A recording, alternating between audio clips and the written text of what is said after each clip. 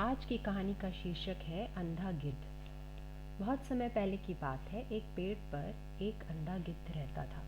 उसने नदी के किनारे खड़े एक विशाल पेड़ की कोटर में अपना घर बनाया हुआ था। उस विशाल पेड़ पर अन्य पक्षियों ने भी अपने घोंसले बना रखे थे। उन सभी पक्षियों को अंधे गिद्ध को देखकर उस पर दया आती थी, सो वे भी अपने भोजन का कुछ भाग उस गिद्ध को देते थे। बदले में वह गिद्ध पेड़ पर रहने वाले पक्षियों की अनुपस्थिति में उनके बच्चों का ध्यान रखता था। एक दिन उस पेड़ के पास से एक बिल्ली गुजर रही थी। उसे पक्षियों के चहचहाने की आवाज़ सुनाई दी। आवाज़ें सुनकर वह सोचने लगी, ऐसा लगता है कि इस पेड़ पर बहुत सारे पक्षी अपने बच्चों के साथ रहते हैं। यदि ये सब मुझे मिल जाएं, तो यह मेरी खुशकिस्मती होगी। ऐसा सोचकर बिल्ली तुरंत पेड़ पर चढ़ गई। पक्षियों के नन्हे बच्चे बिल्ली को पेड़ पर चढ़ते देखकर जोर जोर से चिल्लाने लगे। उनके चिल्लाने की आवाज़ें सुनकर अंधा गिद्ध भी सतर्क हो गया। वह अपने कोटर से बाहर आया और बोला, क्या बात है, कौन है वहाँ? गिद्ध को इधर उधर देखते बिल्ली तुरंत समझ गई कि वह अंधा है। गिद्ध को मूर्ख बनाते हुए वह बिल्ली बोली, हे पवित्र आत्मा, मैं तो एक साधारण सी बिल्ली हूँ और यहाँ केवल आपके दर्शन करने आई हूँ। बिल्ली बिल्ली तो मेरे लिए एक बड़ा खतरा और परेशानी है। तुम यहाँ से तुरंत चली जाओ। अंधा गिद्ध चिढ़ते हुए बोला, अरे नहीं हे पवित्र आत्मा, मैं यहाँ आपको या आपके पक्षियों के बच्चों को परेशान करने नहीं आई हूँ। मैंने सुना है कि आप इस पेड़ पर रहने वाले पक्षियों के बच्चों को बहुत प्यार व स्नेह करते हैं, उनकी बहुत अच्छी तरह से देखभाल करते हैं। मैं तो आपको अपना गुरु बनाना चाहती हूँ, बिल्ली ने कहा। कृपया मुझे अपना शिष्य बनाकर अपना आशीर्वाद दीजिए। इस तरह कहकर बिल्ली गिद्ध को लुभाने लगी। बिल्ली ने झूठी चापलूसी व अपनी चिकनी चुपड़ी बातों से गिद्ध के दिल को जीत लिया, परंतु गिद्ध अब भी बिल्ली से सतर्क था। गिद्ध बोला, ठीक है, मैं तुम्हें अपना शिष्य बना लेता हूँ, परंतु मुझे ऐसे लगता है कि यहाँ तुम्हारी उपस्थिति में पक्षियों के बच्चे असुरक्षित रहेंगे।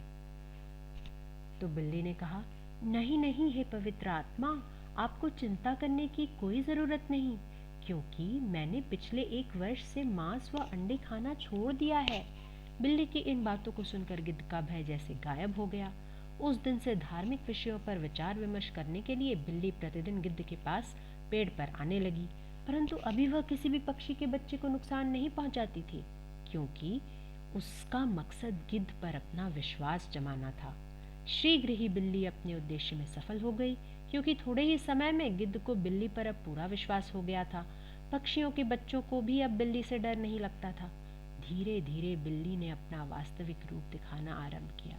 जब सभी पक्षी भोजन की तलाश में चले जाते थे और गिद्ध दोपहर की नींद में होता था, तो मौका पाकर बिल्ली चुपके से पेड़ पर चढ़कर किसी घोंसले में से एक पक्षी के बच्चे को उठाती और चुपचाप खा जाती। साथ ही गिद्ध के अंधेपन का लाभ उठाकर वह बची हुई हड्डियों को उसके कोटर में डाल देती। इस प्रकार कई दिन बीत गए। शीघ्र ही पक्षियों ने महसूस किया कि उनके बच्चे धीरे धीरे कम होते जा रहे हैं। जब बिल्ली ने देखा कि सभी पक्षी अपने बच्चों के लिए चिंतित हैं, तो वह वहां से तुरंत भाग गई। सभी पक्षी मिलकर अपने बच्चों को ढूंढने लगे। बच्चों को कहीं न ढूंढ पाने पर चिंतित पक्षी मिलकर अंधे गिद्ध के पास पूछताछ करने के लिए पहुंचे।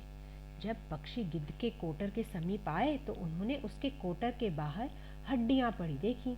हड्डियों को देखकर उन्हें विश्वास हो गया कि जरूर अंधे गिद्ध ने उनके बच्चों को खा लिया है और खाने के बाद हड्डियां यहाँ फेंक दी हैं।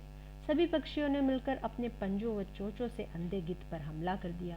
क्रोधित पक्षियों के प्रहार से अंधे गिद्ध को उसके कष्टमय जीवन से मुक्ति मिल गई। इस प्रकार अंधे गिद्ध का उस दुष्ट आत्मा पर सहज विश्वास करना ही उसकी मृत्यु का कारण बन गया। तो बच्चों, आपने इस कहानी से क्या सीखा? कि चापलूस व्यक्ति चाहे आपकी कितनी ही बढ़ाई क्यों ना करे, कितना ही आपको विश्वास में लेने का प्रयास क्यों ना करे, लेकिन आपको सदैव सतर्क रहना चाहिए और उनकी चापलूसी से होने वाले नुकसान को दूरअंदेशी होकर, देखकर, समझकर अपने आप को बचा लेना चाहिए। तो हम मिलेंगे आपसे अगली कहानी में।